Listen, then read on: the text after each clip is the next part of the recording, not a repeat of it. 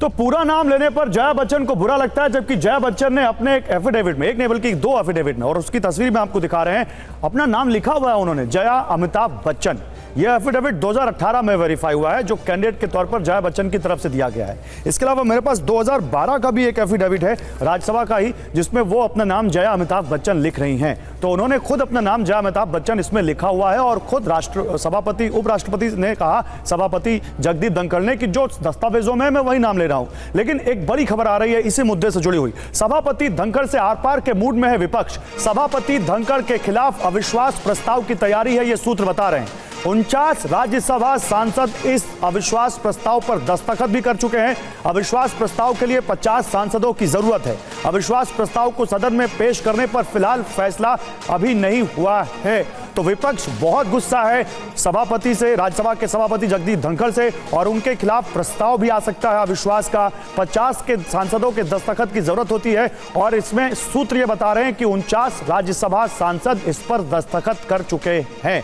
ये एक बड़ी खबर आ रही है, और विपक्ष का कहना है कि बार बार उनको बोलने नहीं दिया जा रहा है। आज जिस टोन का जिक्र जया बच्चन ने किया, अपमान का जो उन्होंने आरोप लगाया है, इसके बाद अब ये खबर आ रही है। कुमार विक्रांत हमारे संवाददाता हमारे साथ जुड़ चुके हैं, जरा उनसे जल्दी इस बारे में जानकारी लेते हैं। कुमार, अविश्वास प्रस्ताव उपसभापति के खिलाफ, केवल जया बच्चन और सभापति के बीच जो आज बहस हुई, वो कारण है या कुछ और भी कारण है?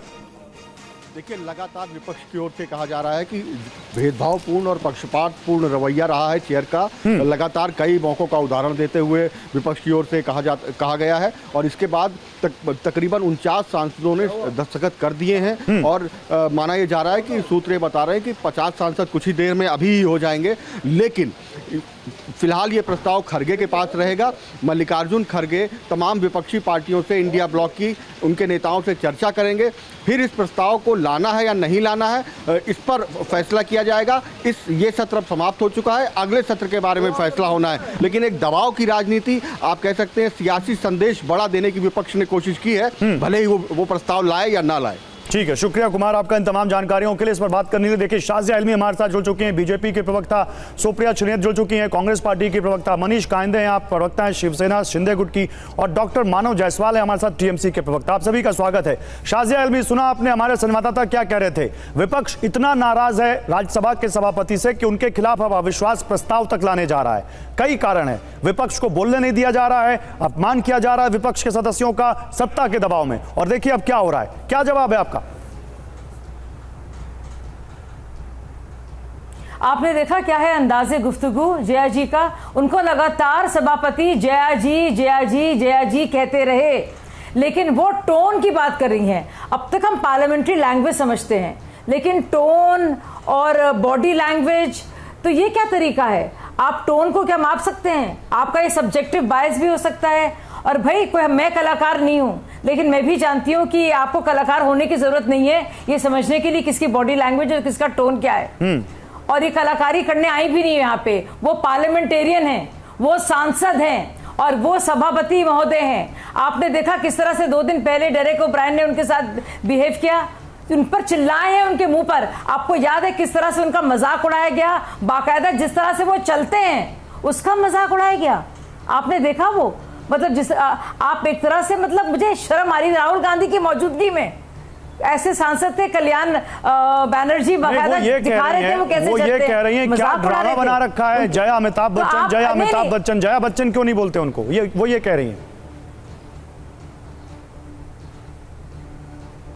अरे तो अगर वो ये बात पहले भी हुई थी, उन्होंने कहा था इस तरह से, दोनों इस बात पे मुस्कुराए भी थे। इस बात को लेकर इतने हत्थे से उखड़ जाएंगी, मुझे समझ में नहीं आ रहा। उन्होंने किसी तरह से अपमान उनका किया, हो सकता है उन्होंने उनको नहीं कहना चाहिए था, लेकिन आप समझे तो देखिए, आपकी अपनी गरिमा है, संसद की गरिमा है, और सभापति की गरिमा है। आपको इन सब का ख्याल रखना पड़ेगा।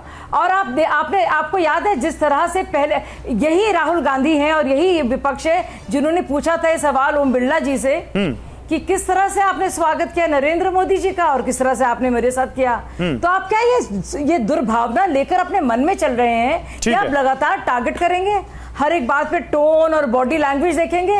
ये तो हद हो गई है भाई। ठीक है, सुप्रिया सुनिए, आप थोड़ी तो सुनिए सत्ता पक्ष क्या कह रहा है। टोन ना, ओके शाजिया जी, ओके।